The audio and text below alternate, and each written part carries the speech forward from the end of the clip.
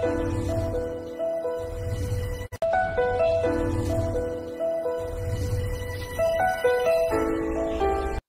shalom kekasih Tuhan, anak-anak rohani kami yang digembalakan oleh Pastor Nikodemusen yang ada di Bethania Blessing, Pasar Baru, Jambi, serta anak-anak rohani kami yang ada di Clear Bontang. Bahagia sekali hari ini bisa menghadirkan Mana Surga untuk Anda.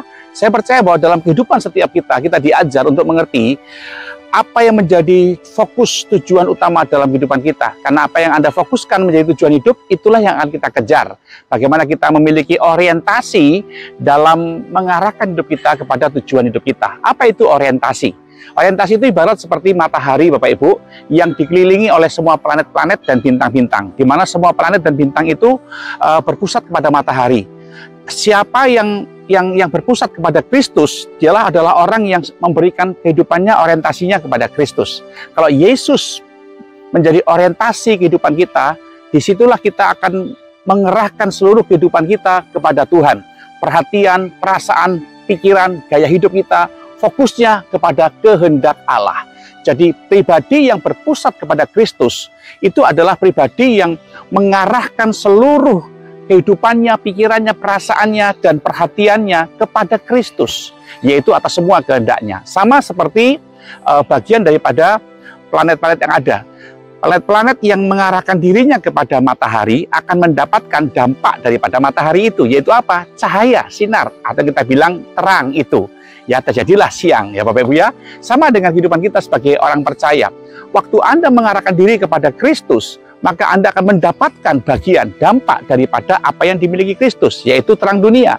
Nggak salah Tuhan Yesus berkata, aku adalah terang dunia. Dan siapa matahari itu dalam kehidupan kita? Dia adalah Allah itu sendiri. Mazmur berkata, Allah adalah matahari dan perisai dalam kehidupan setiap kita.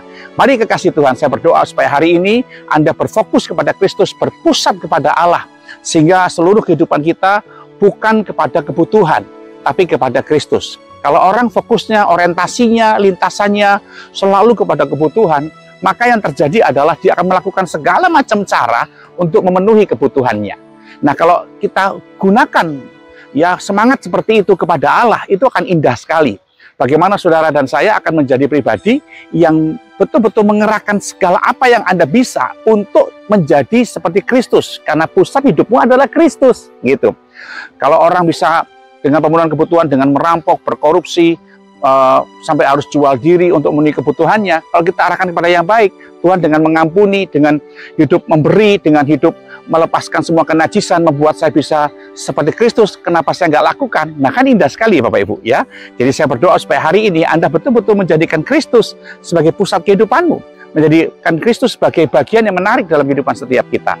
Bapak Ibu kekasih dalam Tuhan, saya berdoa supaya hari ini saudara dan saya boleh mengerti apa yang menjadi halangan, apa yang menjadi musuh dalam kehidupan kita, sehingga kita gagal menjadikan Kristus sebagai pusat kehidupan kita.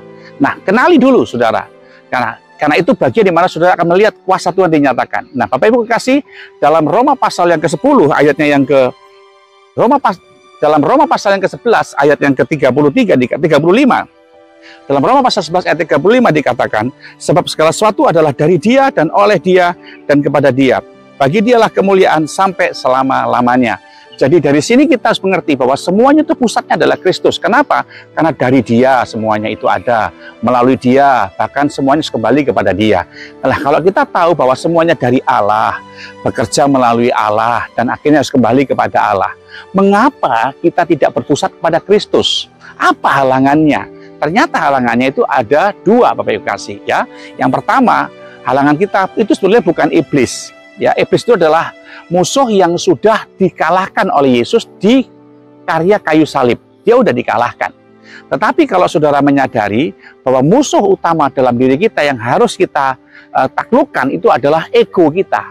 Si aku dalam diri kita ini. Ya, semua orang yang memiliki ego dalam hidupnya itu adalah orang-orang yang memusatkan dirinya dari God-sentris kepada self-sentris. Berpusat pada diri sendiri. Ayo coba Anda pikirkan. Orang ngambek itu pusatnya diri sendiri atau Allah? Ya, tersinggungan, baperan, ya, seolah-olah hatinya itu seperti gelas kaca yang tidak boleh pecah, gitu ya.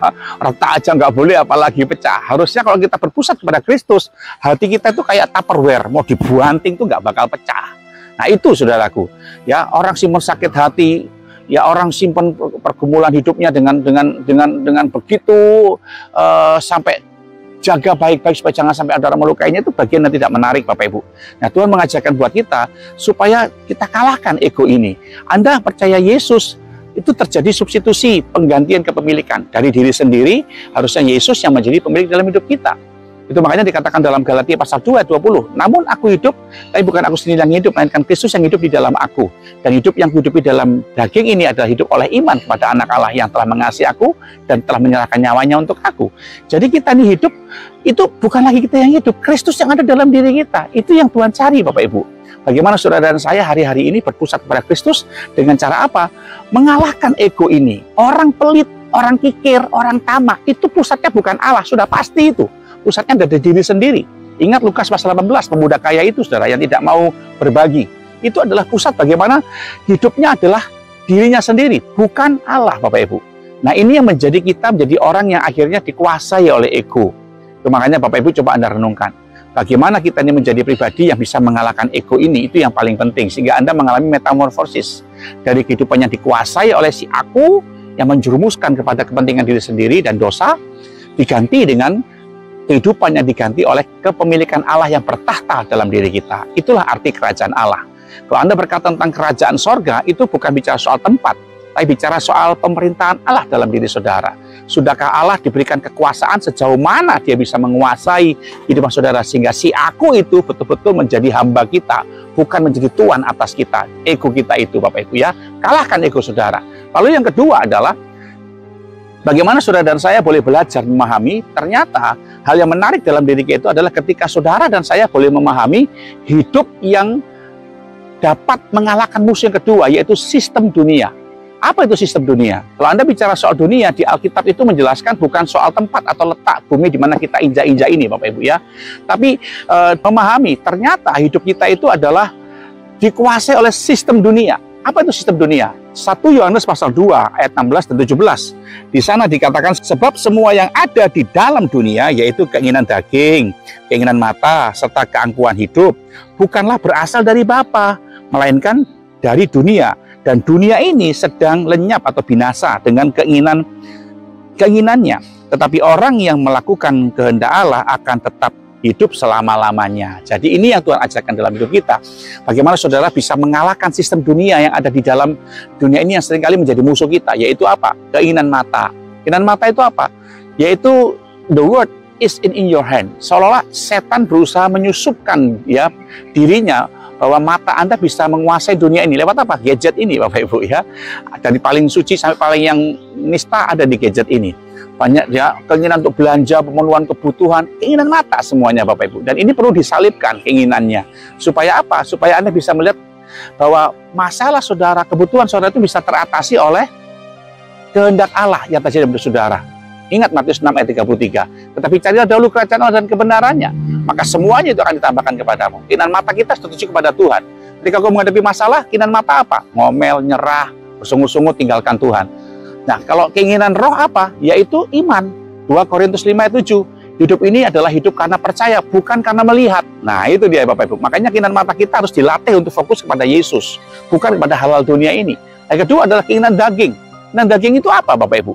Itu yang seringkali menghalangi kita untuk berpusat pada Kristus, karena fokusnya pada diri sendiri dan daging itu menguasai kehidupan kita. Galatia 5 mulai ayat 19 dikatakan, segala macam perseteruan, ya kenajisan, kikir, percabulan, ya pemecah, ya itu terjadi. Makanya kalau ada pelayan Tuhan, ada anak Tuhan di gereja yang suka ngomporin supaya orang jangan pelayanan, pindah gereja sana, pindah gereja sini, itu adalah orang yang dikuasai dengan daging. Dan orang model seperti itu, kata Galatia 5 ayat 21, tidak mendapat bagian dalam kerajaan Allah. Nah, ayo Bapak Ibu kasih.